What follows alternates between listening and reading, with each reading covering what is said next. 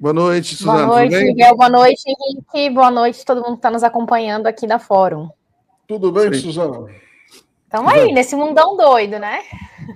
Ivan, e o gatinho já está por aí? Cadê? Ivan, que doideira é essa? Henrique. O gato já chegou, não? Quando ele fica lá atrás, ele já está sempre posicionado. Essas gatas aqui adoram aparecer. Então, ligou a câmera, elas vêm aqui, que elas querem os 5 minutos de fama delas. E aí, Miguel, começamos por onde? Nacional ou internacional? Não, vamos de geopolítica. Vou fazer a primeira pergunta, então, para a Suzana. Suzana, hoje a guerra está escalando, o preço do barril de petróleo explodiu hoje, né? Mais uma... o Donald Trump não está conseguindo controlar o preço do petróleo, que gerou... a gente até mostrou o gráfico aqui, ó, a aprovação do Donald Trump desabou, né, 36%, é menor do seu mandato, a desaprovação subiu para 62%. Né? Enfim, não há solução, o Donald Trump está desorientado e ele tem que apresentar algum argumento, né, para a sua base. Como é que você está vendo a evolução dessa guerra? Bom, Miguel, eu acho que a gente pode falar que, inclusive surpreendendo muita gente, a preço de hoje o Irã está vencendo a guerra. Isso é muito visível, né?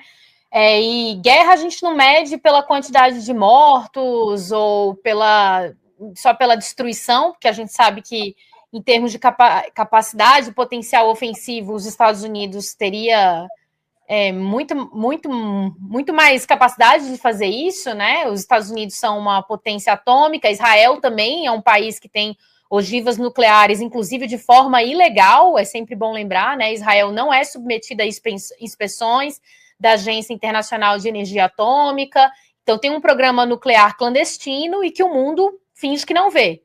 O Irã não pode desenvolver armas nucleares, mas Israel, tranquilo, tem lá suas ogivas, que inclusive foram desenvolvidas com o apoio da Alemanha. Bom sempre lembrar o grande papel aí das ditas democracias, certo? Mas, então, a princípio, a gente pode dizer que, por conta disso, os Estados Unidos teriam, né, uma grande capacidade ofensiva e, de fato, eles têm promovido muitos estragos no Irã. A gente viu agora, hoje mesmo, teve um ataque relevante a infraestruturas do Irã. O ministro das Relações Exteriores falou que o Irã vai retalhar e com toda a força esse ataque de hoje. Mas como a gente mede quem está vencendo ou ganhando, não é pelos estragos, sim, mas quem está alcançando seus objetivos, certo? Quem está mais próximo de alcançar os seus objetivos. Os Estados Unidos entraram sem muita clareza no que eles estavam buscando ali, o que eles queriam ali, e o que a gente pode inferir é que eles estavam atrás, assim, né? O sonho de consumo dos Estados Unidos seria derrubar o regime atual, o governo atual do Irã, e fazer um esquema Venezuela, que era o que ele estava contando, né? Eu acho que é muito claro, Miguel e Henrique, que os Estados Unidos entraram nessa guerra com o rei na barriga. Vieram com uma impressão de que vieram, assim, cheios de orgulho pelo que eles fizeram na Venezuela, que foi um crime, certo? Um país bem menor, um país que não tem mísseis balísticos, um país que não tem capacidade de revidar os Estados Unidos, nem aliados ali próximos. Então, eles vieram daquela vitória muito confiantes e acreditaram que ia ser possível fazer algo do gênero. Muita gente aponta que o Mossad induziu tanto Netanyahu quanto o Trump de que isso seria, assim, como roubar doce de criança, como se falava, né? Que ia ser tranquilo. Mas o Irã demonstrou que não. Deu uma resposta ofensiva imediata, rápida e muito violenta que pegou os Estados Unidos e Israel de surpresa. E não só uma resposta militar, mas utilizou a estratégia da guerra econômica de uma forma muito inteligente. Então, não necessariamente o Irã fechou o Estreito de Hormuz. Eles fizeram uma coisa mais interessante, né? Eles falaram, olha, vai passar aqui quem são nossos aliados. Quem pagar em yuan, ou então quem... E quem quiser passar, passe, mas que assume o risco. Então, foi uma jogada muito inteligente que eles fizeram, né? Para constranger os Estados Unidos e para apertar a garganta da economia dos países do Golfo Pérsico ali, né? Os países ali que são aliados dos Estados Unidos. Então, os Estados Unidos estão longe de conseguir derrubar o regime e do governo iraniano. Eles trocaram o Ayatollah 1 pelo Ayatollah 2, que também foi outra jogada de mestre dos iranianos, né? Porque para ficar ainda mais, a trollagem ser ainda maior, eles eram questão de colocar o filho do Khamenei, para deixar muito claro que eles não trocaram 6 por meia dúzia, que foi o que aconteceu. E, na verdade, nem tanto, Miguel, porque eles, com esse projeto de aniquilação, de decapitação das lideranças iranianas, o que eles estão fazendo é substituindo as lideranças que eram mais moderadas por lideranças ainda mais agressivas, que não estão dispostas a uma postura de negociação. Então, o tiro está saindo pela culatra. Porque, por exemplo, o Khamenei pai era contra, muito claramente, o desenvolvimento de bomba atômica. O Khamenei filho, a gente já não sabe se não pode mudar essa política. Falava-se muito do Larijani, né? Que ele, aqui no Ocidente, ele era pintado como um doidão radical. Pelo contrário, ele era um forte nacionalista, mas ele era um cara do diálogo. Eles mataram também. E assim foram fazendo, matando várias pessoas. Só que decapitação, gente, não troca governo. O Irã é um Estado, um governo já consolidado, que tem estrutura política horizontalizada, certo? Então, essa tática, que é o que os Estados Unidos achou que ia chegar arrasando, não está funcionando. Eles não estão conseguindo, pelo contrário, eles, na verdade, achavam que com a decapitação eles iam provocar uma insurgência popular e a população ia se voltar contra o governo, e aconteceu o oposto. As lideranças iranianas falaram, parabéns, vocês realmente levaram os iranianos para a rua, mas para defender o governo. A sociedade iraniana nunca esteve tão unida quanto agora. Então, foi exatamente o oposto. Então, os Estados Unidos estão longe de conseguir destruir o governo, como o Mossad havia dito que dava para fazer. Então, viu, pessoal, tem muita gente que fica pagando pau aí para o Mossad. A inteligência dos caras aí é bem meia boca, na verdade. O plano deu tudo errado. O governo se fortaleceu, a sociedade se uniu, não conseguiram, não tem nenhuma perspectiva. E o pior, Miguel, o Irã, que estava antes contra a parede, agora é o dono das cartas. Quem dá as cartas é o Irã. Então o Irã antes estava sancionado, com o Estreito de Hormuz aberto e com uma imagem mundial muito desgastada, sendo considerado o país vilão. Agora, os Estados Unidos e Israel são os agressores, o Estreito de Hormuz está fechado, o preço do petróleo está batendo no céu, e não só o petróleo, porque ali não passa só petróleo, ali passa fertilizantes, então isso vai começar a subir os preços dos alimentos no mundo. Então, é uma bomba atômica, se não nuclear, econômica, Miguel. E quem está dando as cartas é o Irã. O Irã já falou que não quer saber de negociação meia-boca, não tem cessar-fogo. Agora é o seguinte, agora a gente vai resolver essa questão de uma vez por todas. Não vai fazer pausa de novo, porque a gente tentou negociar e vocês nos traíram 2 vezes. Agora a gente não quer. Eles, inclusive, Miguel, estão escolhendo os interlocutores. Falaram que não conversam mais com o Witkoff e com o genro do Donald Trump. Não querem mais falar com eles. Agora eles falam, talvez, com o J.D. Vance. Então, a força é grande que eles escolhem até quem é o interlocutor do outro lado. E agora, Miguel, o que resta para os Estados Unidos? Eles estão colecionando derrotas. Tel Aviv está chovendo míssil todo dia. A capacidade de defesa aérea de Israel está esgarçada. Muitos analistas já apontam que eles não têm mais capacidade para reagir, para evitar os mísseis. Eles estão ficando sem estoque de mísseis para se defender, né? Um míssil que ataca outro míssil. Estão ficando sem estoques. O preço das commodities mundial está subindo. Então, o Trump só coleciona derrotas. Então, para fechar, Miguel, o que está acontecendo agora? O Trump sente que ele precisa de uma vitória. Ele está em busca de uma vitória para conseguir ter algo, uma moeda de troca com os Estados Unidos. Então, o que ele está fazendo agora é considerar uma invasão terrestre naquelas ilhas que estão ali na região do Estreito de Hormuz, para servir de ponto de apoio para forçar a abertura do estreito e permitir o fluxo de navios e comércios de bandeiras que não seja só China e etc., né? O que é uma missão arriscadíssima. Então, os Estados Unidos teria duas opções: recuar, admitir que perdeu e tentar fazer alguma negociação, ou dobrar a aposta, como eles fizeram no Vietnã. Eles estavam apanhando no Vietnã e eles dobraram a aposta. O que aconteceu? Eles perderam e tiveram que sair com uma mão na frente e outra atrás.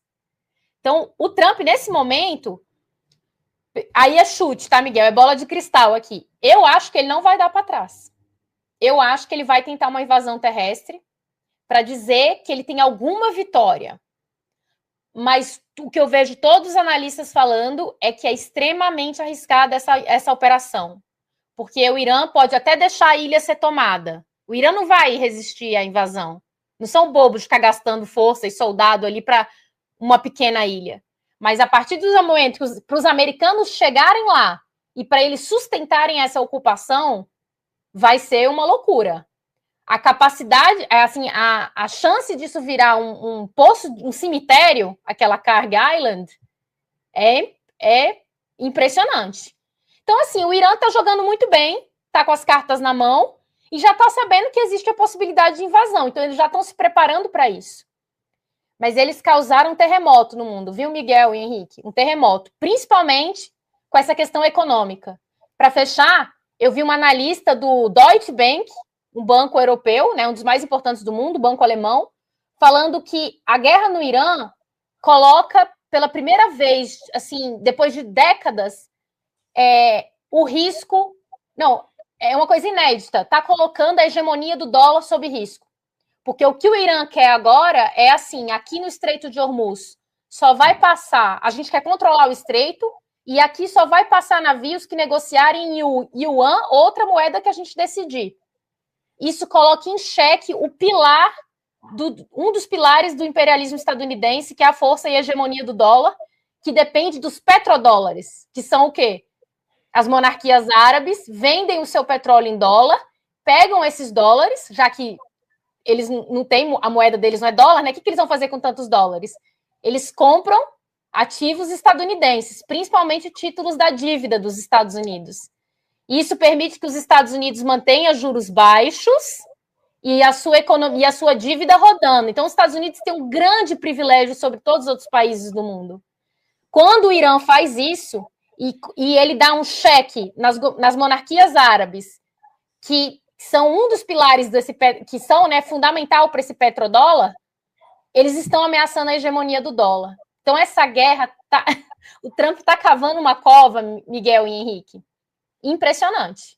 É uma guerra que pode ser um grande ponto de virada na geopolítica mundial.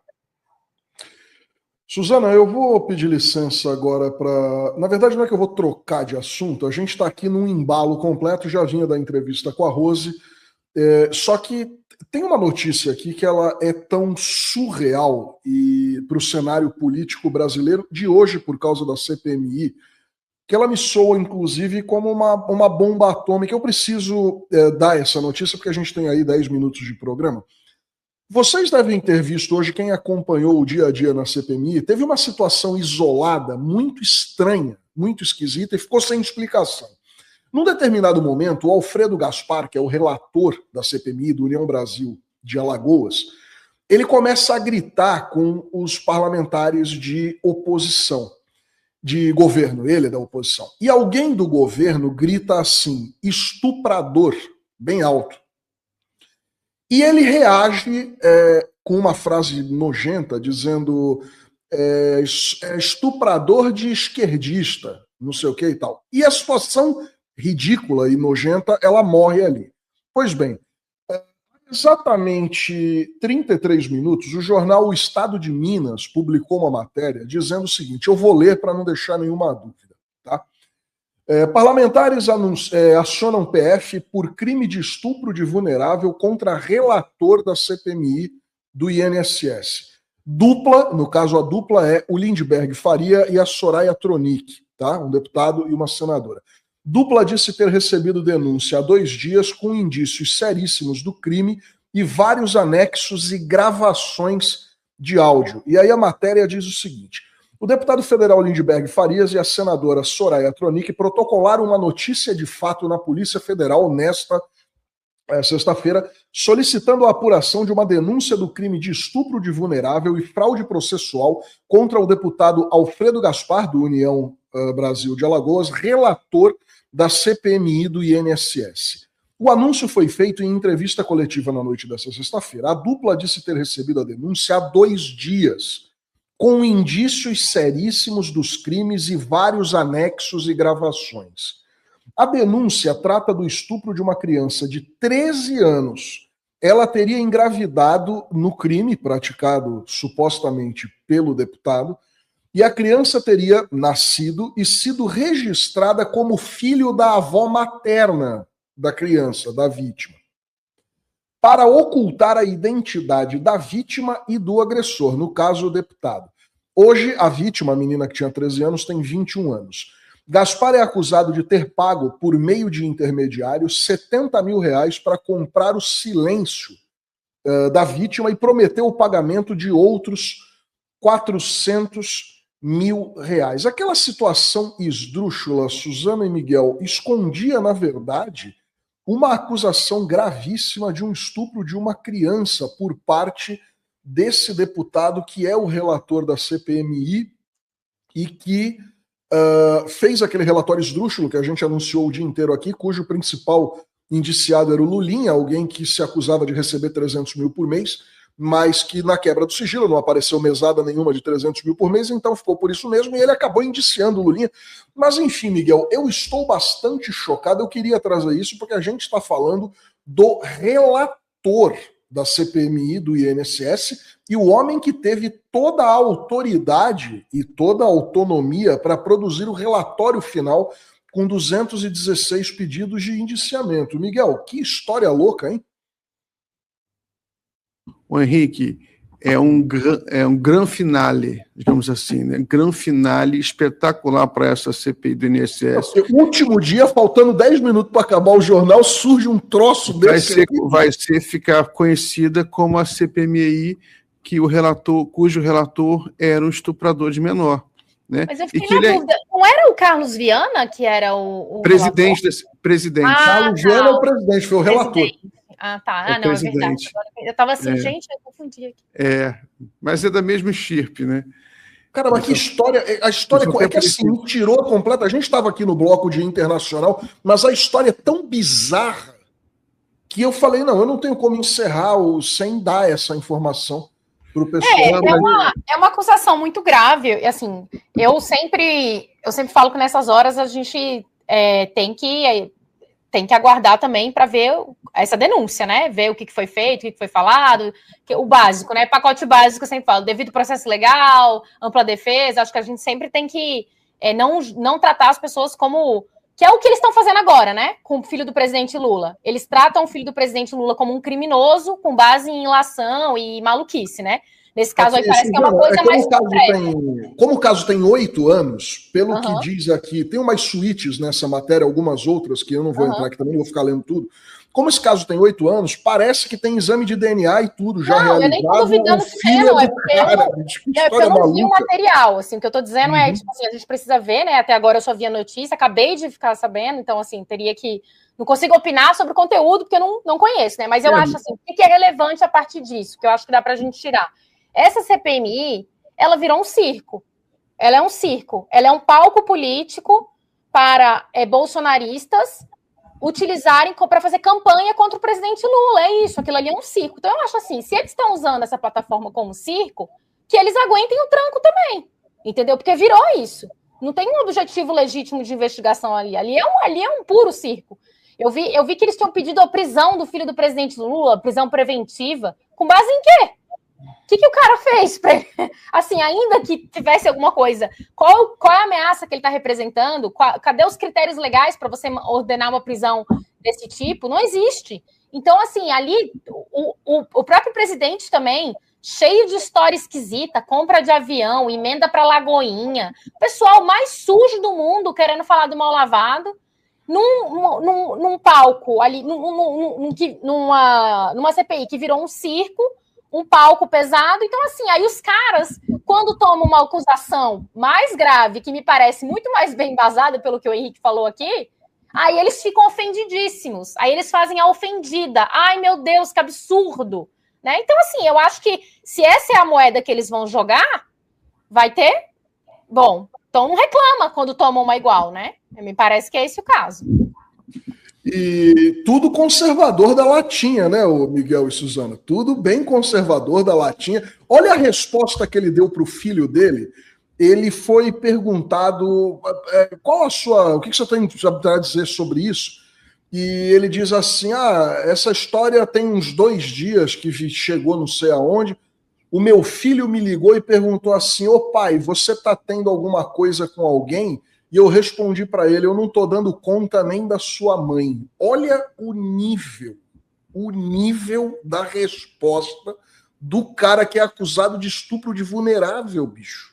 É muito baixo o nível do Congresso Nacional brasileiro, né? Eu acho que assim, seria... Isso é um dos maiores problemas do Brasil, assim. É chocante que esse seja o nível do debate do Congresso Nacional, né? Que foi aqueles vazamentos, o pessoal entrando na sala secreta para pegar nude, para pegar vídeo íntimo, para divulgar, assim... É uma laia tão baixa, assim, é impressionante. O PL mesmo, eu falo, é um partido que só tem doidinho de bairro, trambiqueiro e bandidos. Assim, não falha, entendeu? É impressionante. A qualidade dos parlamentares brasileiros, eu vou te falar, é baixa. Mas do ponto de vista... Se tiver esse exame do DNA e ele for pai de uma filha de... Enfim, vamos esperar para segunda-feira para a gente apurar melhor essa história. A gente tem que encerrar o jornal agora, são 10 horas da noite. A gente descobre se tem, mas vindo dessa turma aí, a gente não duvida nada, né? Deixa eu liberar a Suzana. Suzana, muito obrigado pela participação. Bom final de semana. Obrigada, Miguel. Obrigada, Henrique. Bom final de semana e valeu para todo mundo que nos acompanhou. Tchau, tchau.